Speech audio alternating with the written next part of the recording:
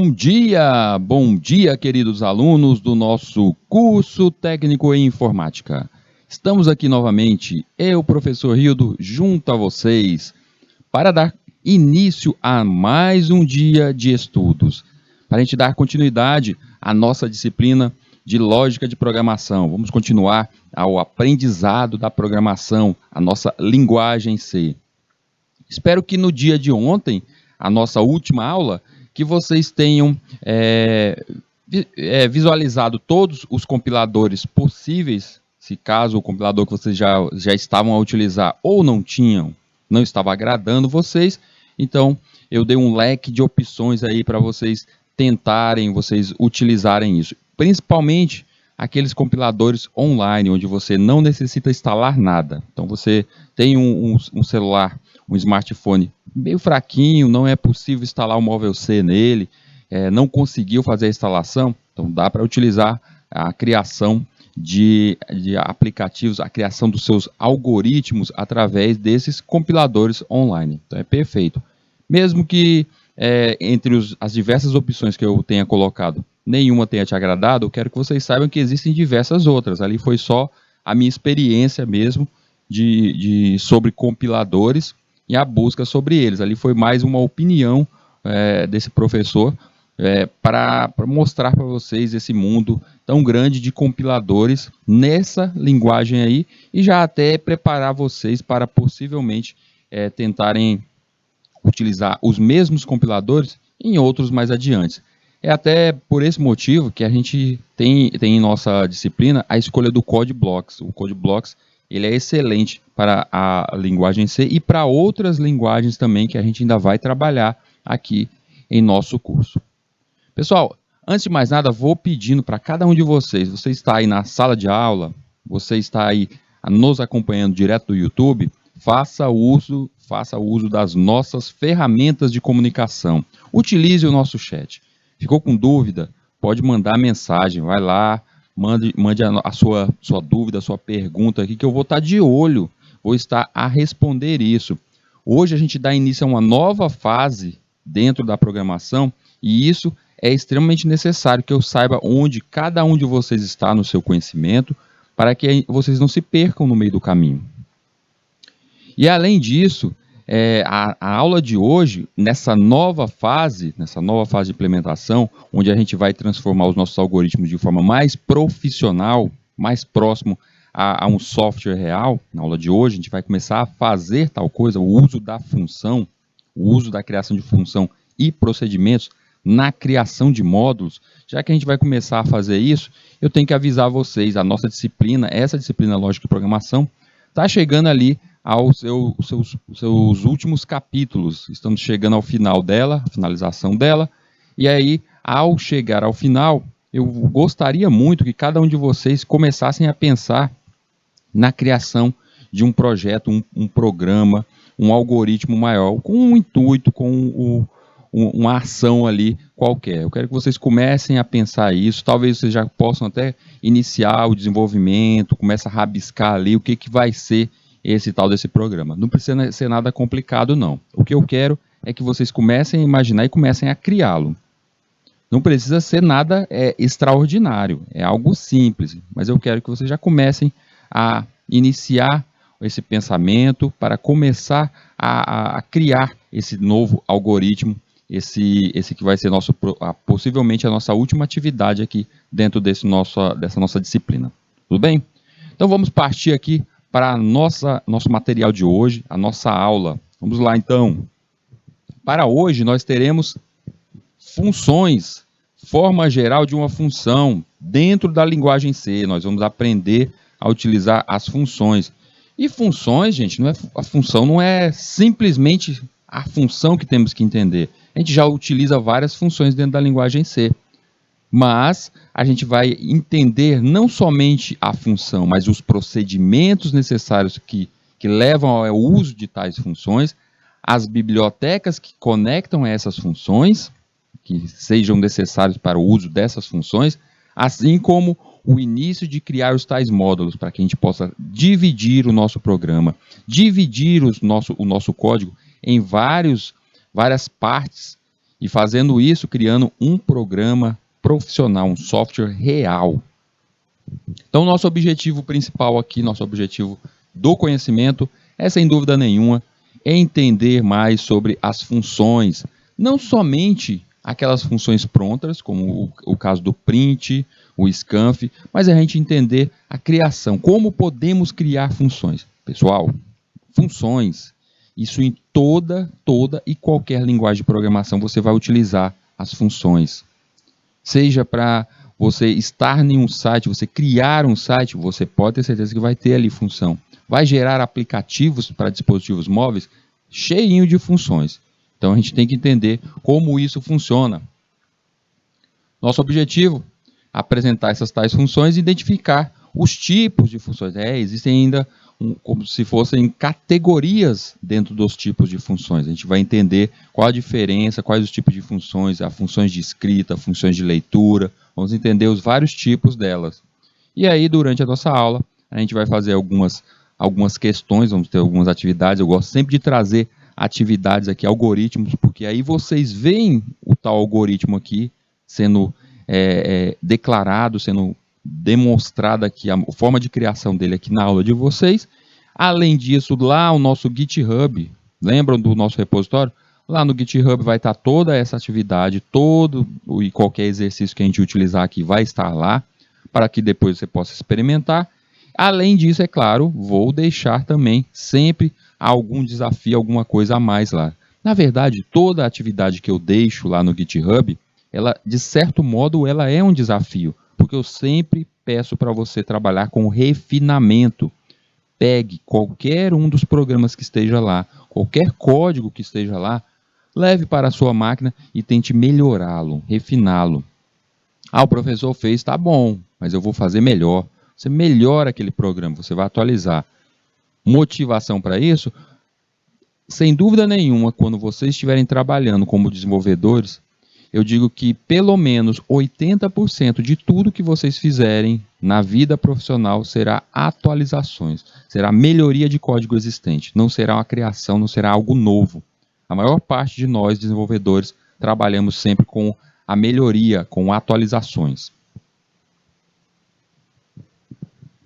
Então vamos começar, vamos entender o que são os tais procedimentos e as funções.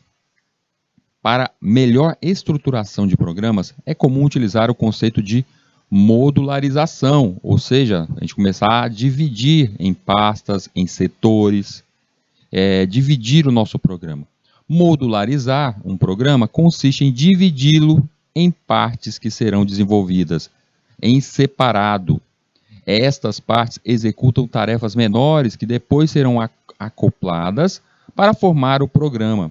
A cada uma dessas partes chamamos de subprograma. Então a gente pode dizer que a modularização é você dividir as ações, como aquele programa vai funcionar. E vamos imaginar o caso de um joguinho. Você vai criar um jogo de ação, onde tem um herói ali, um herói medieval que vai sair com a sua espada enfrentando monstros na floresta. Perfeito, já imaginamos a história. E agora, o que esse jogo necessita? Ele necessita da parte gráfica. A parte gráfica é um módulo. Ele necessita também dos sons. Sons, outro módulo. Ele precisa ter um controle sobre os movimentos, a gravidade, como o personagem, como o bonequinho vai agir, se ele vai para a esquerda, direita, se ele pula. Então tudo isso, todo esse movimento também é um módulo. Vamos precisar também de uma contagem de vida dele. Ele é acertado, ele perde tantos pontos de vida. Ele acerta o vilão, o vilão também tem uma barra de vida, então devemos ter um controle, ele não pode ser eterno. Então só nessa visão bem módica sobre esse projeto aí, a gente já percebe que existem vários módulos, várias divisões. E aí, de que me serve isso? Eu vou perguntar para vocês, vocês sabem, vocês são aquelas pessoas que sabem fazer tudo? Vocês conseguem fazer tudo? Você é bom em tudo? Se for essa pessoa, se você for essa perfeição, maravilha, é a bênção dos céus. Mas, normalmente, nós, seres humanos, não somos assim. Um é bom em programação, eu sou muito bom em programação, na parte de exata, na parte de matemática, de encontrar os cálculos, eu sou muito bom nisso. Mas a parte de desenho, eu sofro com isso. A outra pessoa ela é ótima com fazer sons. Vou criar a parte musical aqui, entrelaçar isso no meu código, perfeito.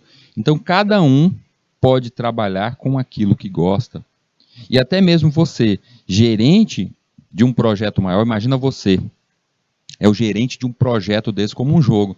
Você vai ter que contratar designers, vai ter que contratar programadores para cada um trabalhar ali em uma ação. Então os módulos são excelentes para isso, porque se todos estivessem juntos, tudo estiver num só lugar, vai dar bagunça. Não tem como eu estou ali mexendo numa parte do código que corresponde aos pontos de vida do personagem e você também está no mesmo trecho, mesma linha de código, alterando as cores da roupa do personagem. Não tem como. Aí a gente vai se embananar ali, um vai atrapalhar o outro.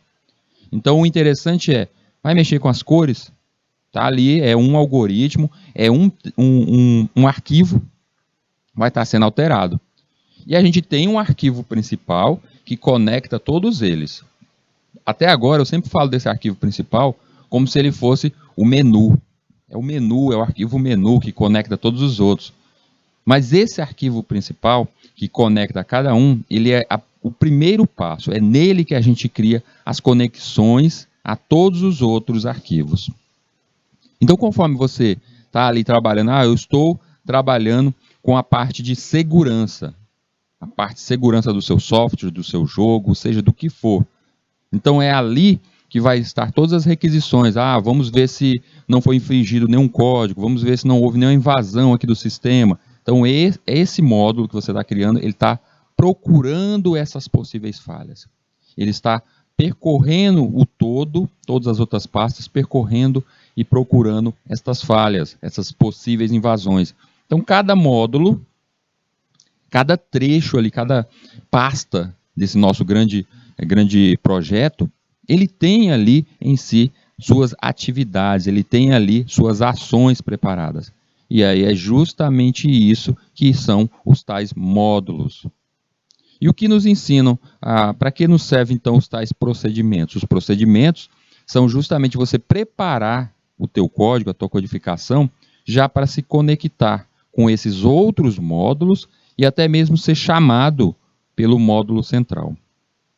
Um outro exemplo, só para a gente entender realmente essa intenção da criação de módulos, é um site. Você está criando ali um site. A gente sabe que um site ele tem ali várias páginas. Vamos imaginar um site que tenha 10 páginas. Eu pergunto para você, todo site que você entrou até hoje em dia, ele tem uma página principal, correto? Sempre tem aquela página que é a entrada. É a porta de entrada de todo cliente, de toda pessoa que vai procurar aquelas informações, ele entra para aquela página. Pronto, essa página é o arquivo inicial. Que lá, na linguagem web, a gente costuma chamar essa página como arquivo índice ou index. Esse arquivo inicial, ele que vai conectar todas as outras páginas. Então, inicialmente, vou criar o meu site. Qual é o primeiro arquivo que eu crio? O arquivo inicial, o arquivo índice, essa página inicial. Ela pode ser modificada depois? Ela sempre vai ser modificada. Porque é nela que vou fazer a conexão em cada uma das outras subpáginas. E aí, cada uma dessas subpáginas, para ser criada, eu posso chamar várias pessoas? Pode, por ações. Esse meu site, ele vai ter uma parte que vai ser a loja, onde vai ter o carrinho, onde a pessoa, o carrinho de compras, onde a pessoa joga ali os itens. Esse setor, esse módulo, eu vou passar para o meu designer, meu programador ou parte da minha equipe. Esses aqui vão trabalhar com esse setor. E aí, nessa mesma página, tem aquela parte de formulário, o fale conosco, eu quero escutar o feedback. É uma ação diferente de compras, correto? Então, eu levo isso para um outro desenvolvedor, ele vai começar a fazer esse formulário, vai trabalhar justamente nisso. E é assim que a gente divide um grande projeto, é assim que a gente divide esses módulos. E aí vocês começam a perceber que nas últimas aulas, principalmente nas últimas aulas, eu venho fazendo uma prática com vocês que talvez muitos já tenham até percebido. Quando chega uma hora de uma atividade, quando está ali um exercício, antes de mostrar o código, eu saio lendo aquele conceito, eu saio lendo o que é esperado daquela atividade e saio dividindo. Olha, ele está pedindo para criar uma matriz. A matriz é 3x3, aí eu risco. Ele está pedindo para fazer uma inserção, é uma outra função, aí eu risco.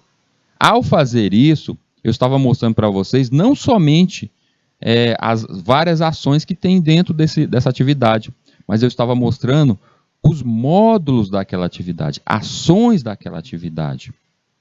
Então, quando a gente vai criar um algoritmo e a gente sai fazendo essa divisão, você já inicia a criação dos módulos.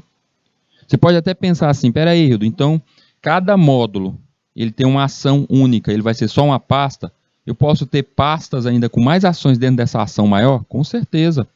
Vamos pensar o seguinte, no joguinho, as ações de movimento, todas as ações de movimento do meu personagem.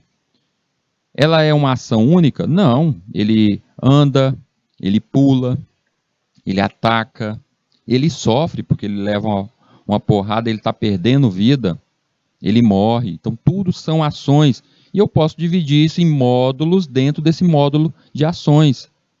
Ainda digo mais, as ações do meu personagem serão idênticas às ações dos NPCs, ou seja, dos personagens feitos pela máquina, o vilão, as pessoas que estão ali passando. Será que eles terão as mesmas ações que o meu personagem? Não.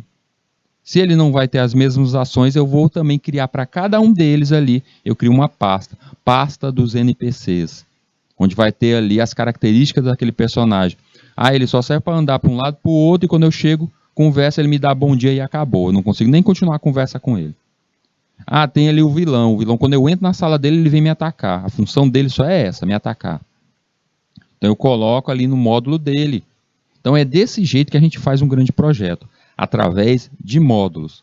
Entendido isso, vamos voltar aqui para a gente continuar a ver esses módulos aqui em nosso algoritmo. Então tudo bem, se módulos servem para a gente chamar as mini partes, ou também chamada subprograma. Vamos começar agora a chamar somente essas pastas de subprogramas. Por que subprograma? Ele não é um algoritmo inteiro? Se ele é um algoritmo inteiro, ele é um programa, ele é um algoritmo. E aí ele faz parte de um programa maior, ou seja, ele é esse subprograma. Vamos aqui nesse exemplo aqui, eu gosto sempre de trazer a nossa calculadora, porque ela é um dos primeiros programas que a gente faz. Ela é, sem dúvida nenhuma, um programa que tem essas ações em dividido. Os subprogramas permitem uma melhor legibilidade e manutenibilidade do programa. Em C, modularizamos o programa através de funções e procedimentos. Espera aí, ele está dizendo que em C é feito desse jeito. Existem outros modos de fazer divisões em outros programas? Existem, gente. Em outras linguagens? Existem sim.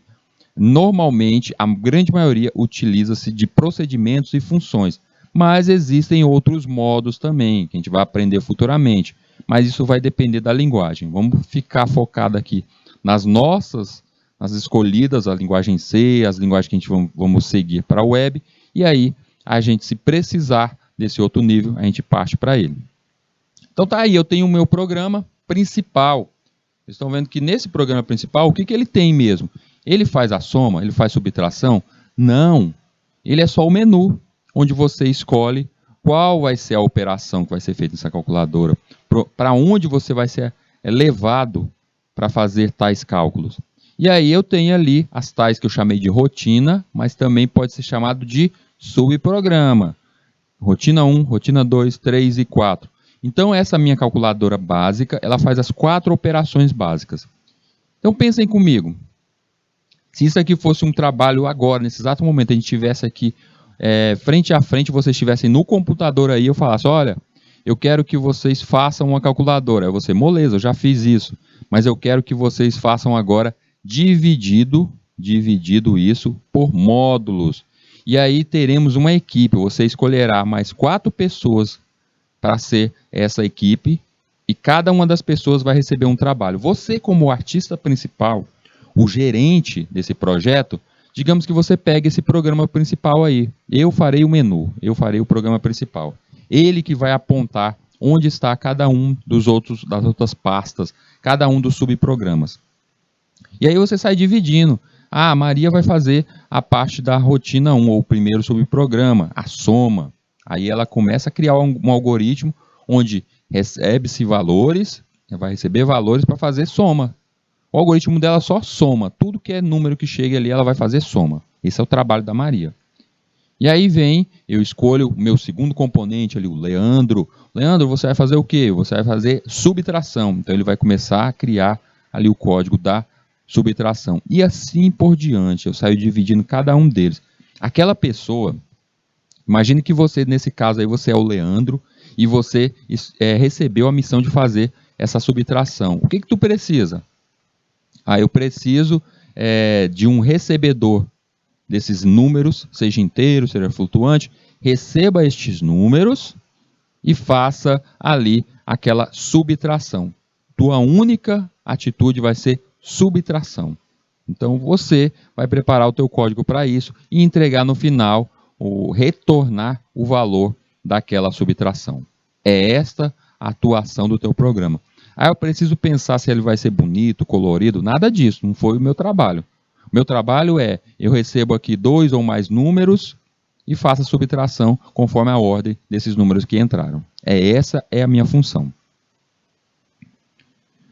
O Cícero estava falando ali para a gente, tá no chat, ele está dizendo que um bom exemplo é o relógio que tem o programa principal. Exatamente, exatamente. Relógio mesmo, um relógio, ele se a gente for ver o software de um relógio, ele tem ali a questão dele ser o programa principal, e se a gente for pensar até mesmo em um relógio dentro de um sistema maior, como o reloginho do nosso Windows, ele dentro dele a gente vê a questão da agenda, ele separa mês, tudo. Então cada partezinha que a gente clicou ali naquele relógio e ele mostra esses itens, ele também tem ali o subprograma. E o próprio relógio, ele não faz a contagem de hora, ele faz a contagem de minuto e segundo. Até isso, se eu quiser incrementar alguma coisa sobre esses valores de horas, segundos, também eu posso dividir desse jeito através dessas rotinas desse subprograma. Perfeito aí, bom exemplo, Cícero. Mas eu quero que vocês sempre vejam isso em tudo, em tudo. Word, está mexendo no Word, vocês percebem que o Word ele não é só uma folha para você escrever. Ele tem vários mini programas dentro dele, várias mini ações. Então isso vai em diversos tipos de programas, todos eles são trabalhados dessa forma, criando ali suas devidas ações divididas por pastas. Gente, a grandiosidade de você trabalhar fazendo essas divisões é que fica mais organizado. Imagine só que nesse meu trabalho bem aí dessa minha calculadora, eu criei o programa principal, cada um dos componentes me entregaram os módulos, me entregaram as suas devidas pastas funcionais, eu fiz a interligação e tudo funcionou menos a soma. O que aconteceu? A Maria ela se embananou e ela acabou errando ali no código, não percebeu a lógica, e aí a parte de soma da minha calculadora está dando falha. Ele está somando errado, está acontecendo alguma coisa de errado. Ela, ao criar, vamos pensar assim, ao criar as variáveis, ela vacilou e a variável de recebimento dela, ela colocou do tipo caractere. E no caso aqui, está errado, né, gente? A gente está falando de calculadora. Tinha que ser ou inteiro ou float. Então ela vacilou nesse nível bem aí. Aí resultado, está dando erro, está dando erro. E aí o nosso programa todo ficou parado? A calculadora não funciona? Não, a calculadora funciona. Ela só não está funcionando o módulo de soma. E isso é perfeito de um nível maior. Pensem agora, vamos pensar grandiosamente. Você está participando de um projeto de um sistema operacional. Você está participando do projeto do novo lançamento do sistema operacional da Microsoft. E aí é lançado o programa, o sistema foi lançado. Fizeram a festa, drinks, o Bill Gates soltou fogos de artifício, e você está ali feliz junto com a sua equipe. De repente, começa a chegar feedback dos clientes que estão usando, dizendo, olha, esse sistema operacional aí, ele está funcionando, mas quando a gente entra no painel de controle, as letras ficam todas erradas, os caracteres ficam todos errados. Ou seja, não funciona o painel de controle. Aí você percebe, eita, olha só, tem realmente esse erro aí. E aí, você vai tirar o sistema inteiro do mercado? Você vai tirar o sistema operacional inteiro, vai dizer assim, perdoe gente, pode devolver aqui, pega o dinheiro de volta. Vocês não vão fazer isso, de jeito nenhum. A equipe vai partir para cima só do módulo que corresponde ao painel de controle e visualizar o que está acontecendo ali de errado, como corrigir aquela falha. E aí, após a correção, tá pronto, está corrigido, agora funciona. O que você faz? Você lança um pack, um pacote de atualização. E aí a pessoa recebe gratuitamente, nossa, que bondoso você é, você recebe gratuitamente esse pack de atualização e aí resolve todos os problemas. Ah, já perceberam como isso é normal em tudo? Ah, você comprou um joguinho, aí chegou um pack de atualização, atualizando, tirando bug. É isso, é retirando essas falhas. O teu Windows, todo mês recebe ali um pack de atualização. Todo mês ele vem com esse pack de atualização, um pacote de atualização para fazer justamente esses remendos. Tem uma falha ali, vai remendando, vai fazendo essa atualização. Além do mais, vamos pensar nessa nossa calculadora que está na tela. Você olha isso aí, tem soma, subtração, multiplicação, divisão. Ei, eu queria que tirasse também módulo. Eu gostaria muito que mostrasse módulo. Ah, eu gostaria que tivesse uma página que mostrasse as fórmulas matemáticas. Mostrasse ali quanto que seria a fórmula de conversão de temperatura. Eu gostaria que tivesse uma telinha para isso. O que tu faz futuramente? Ó? Ah, legal, gostei do feedback, meu garoto. E aí você abre uma divisão, e essa divisão vai começar a trabalhar nessa parte aí, nessa telinha. E aí, futuramente, você só inclui ela com uma atualização. Pronto. Precisei mudar o resto do programa? Não. A única coisa que eu vou ter que fazer é criar aqui no meu principal o link apontando para aquela nova pasta. Então, minha gente, olha, principalmente quando se fala de criação de sites, você jamais vai conseguir entregar um site inteiro assim de uma hora para outra.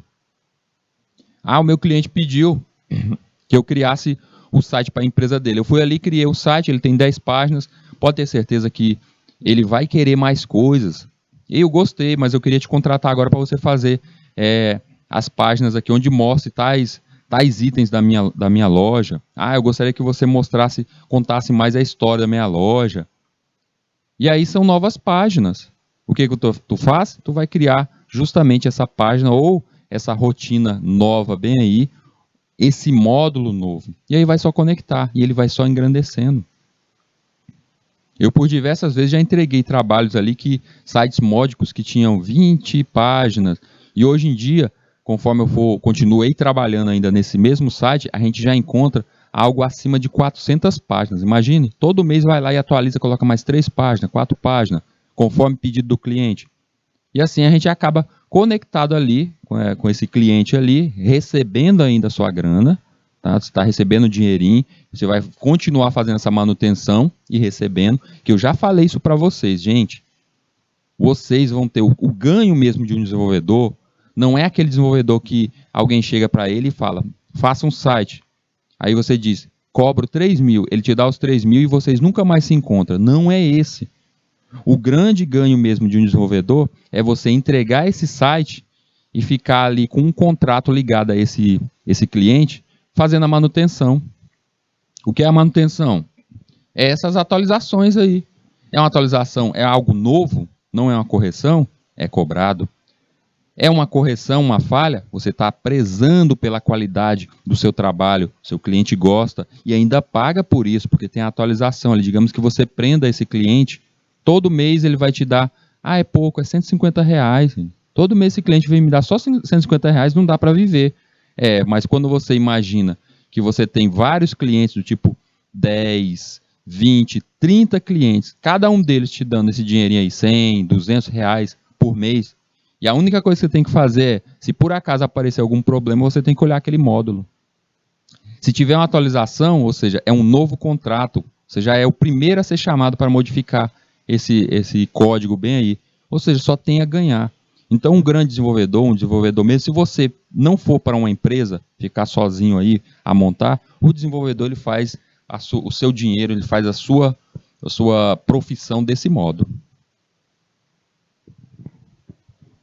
Podemos dizer, então, que funções e procedimentos são blocos de códigos que podem ser nomeados e chamados a partir de um programa. Uma função pode ser empregada para evitar repetição de código e, assim, facilitar a manutenção do código contido no programa. Então, pensem comigo. Eu tenho aqui o código principal, ó. Tá o meu programa principal aqui. E aí, nesse meu programa principal, eu tenho aqueles... Vocês lembram aí das matrizes? A gente faz... quando a gente vai fazer uma matriz, quando a gente vai preencher uma matriz, a gente utiliza aquele for, não é? Sempre é aquele mesmo for. É um código idêntico. Ah, você vai ter que preencher 10 matrizes. 10 matrizes com os tais valores aqui digitados pelo cliente. E aí o que você faz? Você vai fazer 10 for. 10 vezes você vai preencher aquilo. O teu código vai ficar extenso com uma parte repetida. O que tu faz?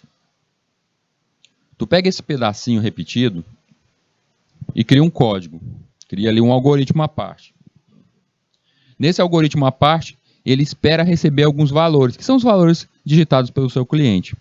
Toda vez que no teu código principal precisar, vamos preencher uma matriz, você chama aquele código. É o código que vamos nomeá-lo de preenchedor de matrizes. Ah, agora é para preencher vetor. Pois bem, chame o código preenchedor de vetor. Então a gente já deixa essas ferramentas prontas. E aí você não aumenta o teu código, você não fica repetindo dentro do teu código principal. Basta chamar, tá aqui ó, na linhazinha, eu chamando somente aquela função. O meu código principal aí, ele começou, teve o início, o cliente foi lá e digitou o pedido de qual vai ser. Vamos pensar que aí fosse a calculadora. Eu quero a soma. Ele ia chamar bem ali a soma, ia chamar o código da soma, ia chamar a pasta da soma. O nosso programa, nosso subprograma soma. Ao invés de carregar todo o programa. Aí é outra benesse, outra coisa boa que a gente vê no uso de funções através de módulos. Você vai utilizar a sua calculadora. Imagine só, o processador, ele recebe o código com todas as ações dentro de uma calculadora. Soma, subtração, ele recebe tudo aquilo dentro do processador. Ele tem que ler tudo aquilo. Mas se você utiliza funções, você vai repassar para dentro do seu processador só a parte necessária. Vou usar a soma, passei somente a soma.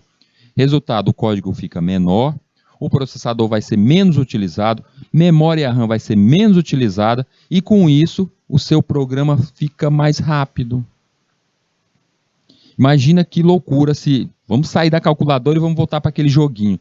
Imagine só que naquele joguinho do herói na floresta enfrentando monstrinhos, quando eu lançasse para o meu processador, olha, eu quero que você faça o meu personagem, o meu herói, ele andar da direita para a esquerda. Eu quero só isso.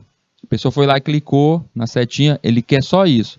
Só para fazer isso, se eu mandasse toda a codificação para dentro do processador, estaria ali o código dos inimigos, o código das cores, som, tudo do jogo todo. Ou seja, dentro do processador, teria que, ao mesmo tempo, fazer a leitura de todo o programa. Gente, isso aí é ilógico demais. Toda hora está o código inteiro. A gente sabe que um processador, a gente já estudou isso lá na arquitetura, na aula de processadores. A professora Amanda já deve ter falado para vocês sobre processadores. E o espaço interno dentro do processador para carregar esse código não caberia tudo isso. Ah, fica na memória RAM, Hildo. Haja memória RAM para ficar carregando um jogo completo. Então, um jogo está completo dentro do HD e na memória RAM só aquele trecho, só aquele módulo que está sendo executado.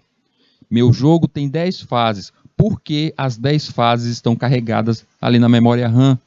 Eu tenho que carregar somente uma fase. Melhor, eu tenho que carregar somente aquele trecho que eu estou fazendo ali naquele exato momento. Só aquele pedacinho.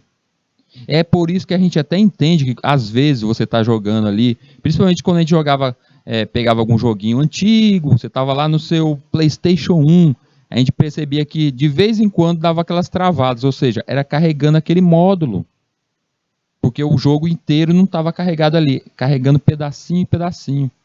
Daí você entende, agora eu sei para que serve aquela tela de loading. Em todo jogo não tem uma telazinha de loading, vai passar de fase, aí aparece loading, uma ampulheta carregando e tal. É para carregar o novo módulo. Ele não fica com o programa todo carregado. É somente aquele setor que está sendo utilizado ali. E isso agiliza o todo, agiliza o uso daquele programa como um todo. Não importa se é um jogo, se é um sistema, se é uma aplicação, não importa, sempre será em módulos. Essa é a melhor prática. Não importa se futuramente na computação, na informática, a gente tiver processadores super poderosos, memória RAM aí para dar balde aí de monte, não importa, porque esse trabalho tem que ser executado só aquilo para aquele momento, ok? Bora continuar aqui e ver. Nesse caso aqui, o nosso algoritmo, então, ele tem um algoritmo principal que ele vai apontar para esse segundo algoritmo. Nesse início, a gente não vai ainda fazer esse caso do link para esse segundo arquivo. Vamos colocar a função dentro, o procedimento dentro do próprio código inicial.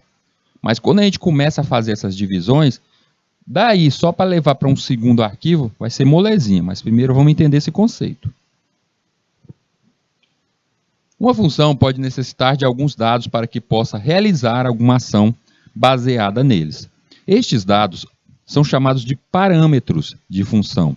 Além disso, a função pode retornar um certo valor, que é chamado valor de retorno.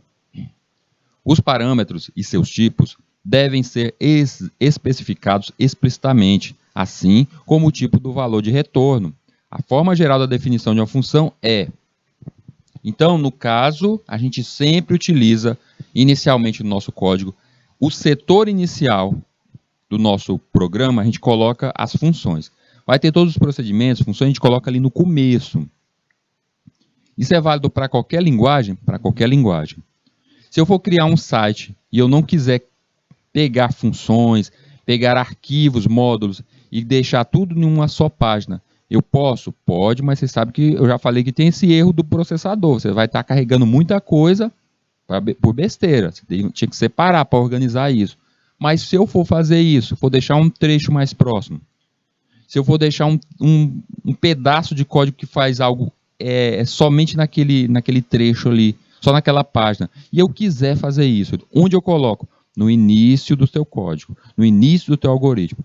Então, no início do teu algoritmo, as primeiras linhas, eu coloco a minha codificação para a função.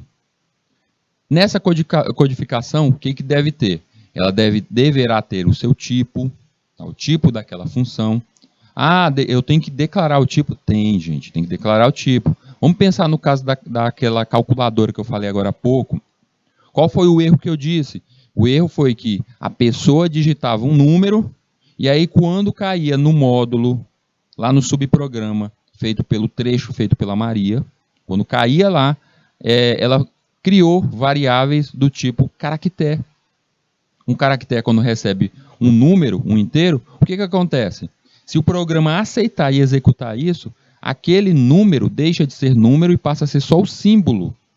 Ou seja, deixa de ter o valor.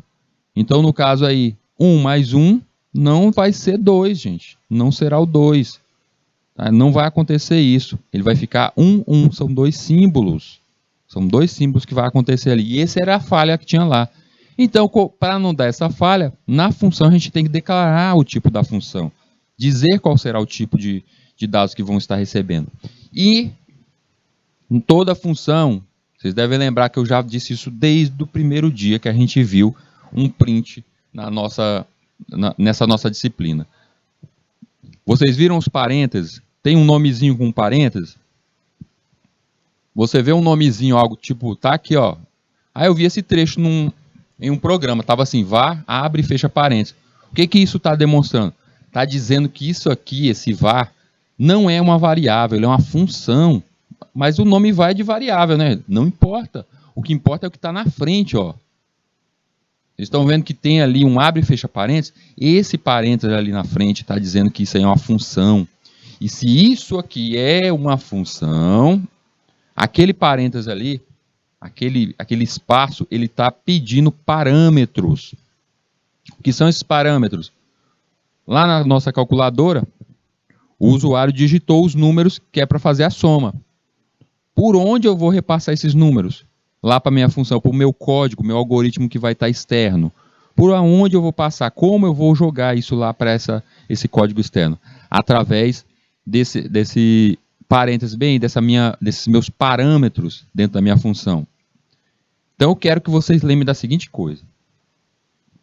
Quando vocês encontrarem uma função e virem esses parênteses aí, lembrem-se que dentro desses parênteses é como se fosse um portal, como se fosse um teletransporte, onde alguém digitou uma coisa naquele código, ali é o portal para ele ir para aquele código, para encontrar aquela função.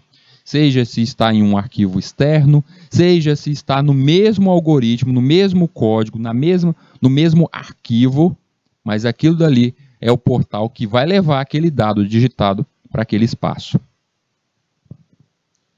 Então ali eu faço isso, é a passagem de parâmetros, e internamente depois das chaves, aí eu vou fazer a declaração, os comandos. O que eu quero que aconteça. Então vamos olhar nessa telinha bem aí, essa parte de baixo, onde eu tenho aqui o tipo, defino o tipo da minha função, no parênteses eu coloco ali justamente a passagem dos dados, a passagem dos números, os números que vão ser passados ali, a pessoa vai somar 2 mais 2, o 2 e o 2 vai ser passado ali pelos parâmetros. Depois das chaves, vem as declarações e os comandos. É nesse espaço, lá na função, no código que a Maria fez, da soma, lá na nossa calculadora, é ali que vai estar as variáveis declaradas, variáveis locais declaradas, e é ali que ela vai pegar os valores desse parâmetro e somar os dois, e retornar isso para o algoritmo principal. E é por isso que eu sempre mostrei para vocês o seguinte, olha, tem o return no final do programa, não tem? Ah, e para que serve esse retorno? É essa função retornando um valor. Ela retorna um valor para algum lugar. E no caso, bem aí, o retorno seria a soma dos dois números. Vamos ver aqui um exemplo, isso na prática. Eu tenho aqui linhas 1 e 2, minhas bibliotecas. Chamei a stdio, conhecida nossa, que é para as funções básicas do nosso programa. Tem a locale ali, que vocês sabem que é para aparecer a questão dos caracteres especiais. E aí, eu tenho ali no início um void imprime. Nesse void imprime, eu vou até riscar aqui, ó, para vocês verem a divisão. Tá aqui, essa será a divisão do meu programa principal para a minha função. Vou até riscar a parte do topo dela, pronto, para ela ficar bem dividida. Pessoal, se fosse um programa, um algoritmo normal, sem função, o que ia acontecer? Eu teria aquele início lá, as minhas bibliotecas, antes da minha primeiro risco, a primeira linha, linhas 1 e 2, estaria a minha biblioteca. Depois eu viria com o quê? Com a função main, que está na linha 10, no meu programa. Mas eu estou utilizando uma função. E aí o que eu fiz? Eu criei a minha função bem ali, a partir da linha 3. Ou seja, toda função que você vai utilizar no mesmo algoritmo, você coloca depois das bibliotecas. Elas vão ficar no começo do programa. Elas vão ficar no começo do programa. E aí o que tem nessa nossa função aí? Por enquanto, vamos deixar ela quieta aí. Vamos partir lá para o programa. Vamos agir que nem o algoritmo, o nosso compilador vai agir diante desse algoritmo. Li as bibliotecas, saltei lá para o main, 10, na linha 10, abri o nosso o nosso programa e comecei. Linha 12, o que tem? Tem um char continuar. O que é aquilo dali? É uma variável que foi criada do tipo caractere, que o nome dela é continuar e está ali. Linha 13, set locale, ou seja, é a nossa biblioteca locale sendo chamada para utilizar os nossos caracteres especiais dentro do português. Linha 14, o que vem? Vem um print, ele diz programa autoestima. Ele mostra, vocês estão vendo ali na telinha preta, mostrando lá no topo, programa autoestima, é isso que ele quer que apareça. E aí vem um do while. No início do while tem ali do, ou seja, faça, eu vou entrar nele e na linha 17 eu encontro uma função chamada imprime. Eita, o que é essa função aí? Onde está ela? Eu, processador, me pergunto, onde está essa função imprime? Se essa função imprime, ela não fizer parte de uma biblioteca, ela deverá estar numa função. E onde eu vou procurar uma função? Eu, processador. Onde eu vou procurar? Lá no início do meu programa, que é onde as bibliotecas ficam. É lógico. E aí eu subo lá para o início e dou uma olhada na linha 1. Fica dentro dessa biblioteca stdio? Não, dentro dela não tem nenhuma imprime. Aí eu parto para locale. Está dentro da locale? Não. Aí eu parto para a próxima biblioteca, que não é uma biblioteca, é uma função. Aí a gente percebe que dentro de cada biblioteca existem diversos comandos que nem essa função descrita aí. Então, quando você chama um printf, tenha certeza que dentro desse arquivo à parte, chamado stdio, essa biblioteca, vai ter um comando lá explicando como fazer um printf. Vai estar lá guardadinho. Então, ao invés de eu chamar uma biblioteca à parte, eu estou chamando esse trecho que já está descrito aí, esse void imprime. E aí vem void imprime. O que esse imprime bem aí que essa função ela faz? Ela está passando algum parâmetro? Não. Vocês estão vendo que os parênteses dela estão ali, mas não tem nada nele.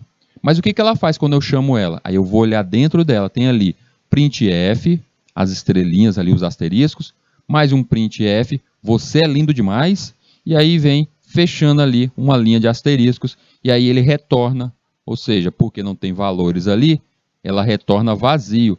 Opa, vocês perceberam que lá na linha 3 ela é um void imprime, ela é do tipo vazio?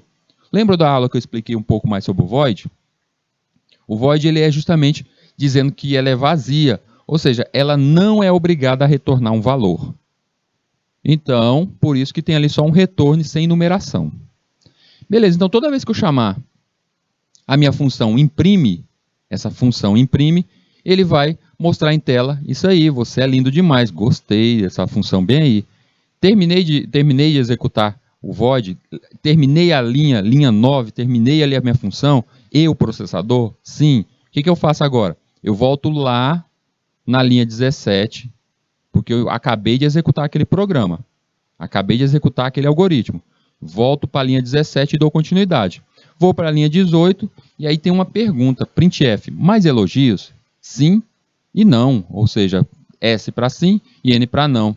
E aí vem a scanf, uma scanf, ou seja, pegando aquele valor, o S ou N que eu digitei, e jogando dentro do endereço ali da variável continuar. Vai ficar um S ou um N. E aí vem o while. A gente estava dentro do while, eu já tinha até esquecido que a gente estava dentro do while. Tinha ido lá para a função, tinha até me esquecido disso. Estava ali no while, e aí a questão para o while continuar ele continuar a ser executado se o que está dentro dessa variável continuar é igual a S. Ah, peraí, então se ele for igual a S, ou seja, se eu quero continuar igual a S, eu vou retornar e refazer, eu vou fazer ainda mais outro laço, eu vou continuar dentro desse laço, dentro desse caminho aí do while. Eu vou percorrer de novo. Se tiver qualquer coisa, não precisa ser só o N não, qualquer coisa diferente desse S, eu passo direto e o programa encerra. Então, se eu responder não, eu colocar um Nzinho, ele não vai retornar lá para a linha 15 para refazer o caminho. E aí ele seguiria e encerraria bem aí. A gente já conhece o do while e sabe que ele é assim. Mas digamos que eu tenha respondido S. Ele volta lá para o topo, lá para a linha 15, e entra dentro desse do while. E o que tem na linha 17? Imprime. e aí o caminho vocês já conhecem. Vou voltar lá no topo, procurar dentro de cada das bibliotecas, vou encontrar a função imprime, vou imprimir em tela Você é Lindo Demais. Então, enquanto a pessoa tiver ali colocando o Szinho na frente, vocês estão vendo lá, ó, a pessoa colocou S, eu quero mais elogios, S, e aí ele vai me repetindo ali, você é lindo, você é lindo, você é lindo, e assim por diante. Nossa, isso aí dá para implementar outras coisas, Rildo, dá sim. Então eu poderia colocar não somente ir para aquela função, mas eu poderia, se a pessoa digitar um N, eu poderia comparar ali no while, que poderia ir para uma nova função, do tipo, você não quer mais elogios meus, você não gostou do meu elogio, ir para uma função que fizesse isso. Então eu posso criar toda essa questão de várias funções. Aí vamos só fugir um pouquinho disso aqui e ver na realidade como isso aí funciona na realidade. Vocês estão vendo que nesse exemplo aí, eu só digitando o S e o não, ele está dizendo que eu sou lindo, ele está me dando uma resposta. É assim que uma inteligência artificial funciona, gente. Ele me elogiou porque está no código dele. Então, se eu entrei em algo como Alexa, em algo como o Watson da IBM, e faço uma pergunta para ele, eu faço alguma pergunta para ele que tem um comando básico de abertura, ou seja, uma chamada de função, ele vai chamar aquela função com aquele comando. Então, quer dizer, Rildo, que quando eu falo, estou lá diante da minha secretária eletrônica, diante da tal da Alexa, e eu falo Alexa, quando eu falo o nome Alexa, é chamando uma função. Então, quer dizer que uma função que tem dentro do código daquele, o .3 do Alexa, é justamente isso, é uma função, tá lá, Alexa, abre parênteses e fecha parênteses. Vai ter uma função para ela, gente. Então, toda vez que você der um comando, faça isso. Que horas são? Existe uma função justamente para responder essa questão, essa perguntinha para você. É uma função. Então, uma inteligência artificial nada mais passa do que um simples algoritmo como esse, todo incrementado com essas funções. Então, retornando aqui para a nossa função, eu quero deixar mais uma coisa que a gente pode perceber aqui. Eu poderia colocar mais funções aí? Poderia. Se eu colocasse uma segunda função, eu ia colocar embaixo daquela void imprime lá no começo. Se eu tivesse 10 funções nesse código, eu colocaria um embaixo do outro. Se eu quisesse levar isso para um segundo arquivo, cada uma dessas funções, como é que eu ia apontar para esse meu arquivo nesse outro lugar? Aí você teria que criar, ó, é o que a gente vai fazer ainda, uma biblioteca. Vocês estão vendo que ela tem ali o nome locale.h, stio.h. Então eu vou criar um arquivo.h. A gente vai chegar nisso ainda. Vamos entender isso aqui legal para a gente chegar nesse ponto. Digamos que eu crio uma biblioteca onde vai ter as funções do Rildo. Eu vou criar a minha biblioteca rildo.h. E aí todas essas funções que eu vou criando, essa imprime, cada uma delas eu vou colocando dentro dessa minha biblioteca. E aí, se eu quiser utilizar as funções que foram criadas pela biblioteca, pelo criador, o Rildo, basta lá no começo eu colocar o jogo da velha include rildo.h. Aí eu vou chamar a biblioteca do Rildo. Compreendeu, gente? Então a gente vai ainda chegar nesse nível de criar esse segundo arquivo, uma biblioteca. Eu não quero uma biblioteca, eu quero um segundo arquivo que é um algoritmo mesmo. A gente vai mostrar tudo isso, como faz essa linkagem. Primeiro vamos entender como criar essas funções e como melhor utilizá-las. Nome da função. Gente, aqui é bem básico. O nome da função tem que entender o seguinte. Além do nome e os parâmetros internos, eles seguem regras, as mesmas regras que a gente utiliza lá nas nossas variáveis, nas criações das variáveis, os vetores, a matriz. Não podemos usar o mesmo nome para funções diferentes em um programa. Já existe a função printf, então você não pode criar uma outra printf. A printf já existe e acabou. Então se eu for criar uma outra função, eu não posso utilizar já nomes utilizados. Tipo ali, eu fiz a função imprime. A gente escreveu a função imprime. Só pode utilizar uma vez. E se ela já existir em uma outra biblioteca que está sendo chamada, não faça isso. Então existem as palavras reservadas. Não utilize esse nome que já foi utilizado dentro de outra função. Não utilize palavras reservadas. Eu vou chamar uma função e vou dar o nome dessa função de inteiro. Não, gente, inteiro é um tipo. Não faça isso, tá? É uma grande falha. Então, todas as funções devem ser definidas antes da função main, nesse nosso caso aqui, nem que seja através da chamada de uma biblioteca ou apontando para o arquivo. E deve ser feito o tal do protótipo da função, que a gente vai ver ainda como é o tal do protótipo. Se eu não quiser criar a função inteira, ou seja, só um protótipo, o protótipo é perfeito até para repetições daquela mesma função. O código deve estar obrigatoriamente dentro das chaves e funciona como qualquer outro bloco. Ou seja, vou criar uma outra função. Vou criar uma função aqui, vou chamar ela de a função CB. Nessa função CB, eu tenho que ter ali os parâmetros passados pelo meu parênteses. Ali é o meu portal, lembra que eu falei que é o portal mágico que vai me levar para o código? Então está ali e tem que ter as nossas chaves. Quando chamar essa função, o que vai ser executado é o que está dentro das chaves. Vou colocar aqui para não esquecer o tipo dela. Vou dizer que ela é do tipo inteiro. Então ela vai receber algum tipo de número. Ali dentro do portal, ou melhor, dos parênteses dela, eu vou colocar ali os parâmetros. É a soma de dois números, então eu vou passar dois parâmetros. Multiplicação de dois números, pois dois parâmetros. São três valores, três parâmetros. Então eu vou receber ali, colocar os três espaços, os três parâmetros. Vamos começar a entender essa questão de quantidade do parâmetro, porque lá quando a gente chegar lá em banco de dados, isso vai ser muito utilizado, essa questão do uso de parâmetros, a chamativa de parâmetros. E aí, o que vai ser executado é o que está logo à frente, dentro das chaves. Turminha, chegou aquele momento dos nossos 3 minutinhos de intervalo e a gente já retorna.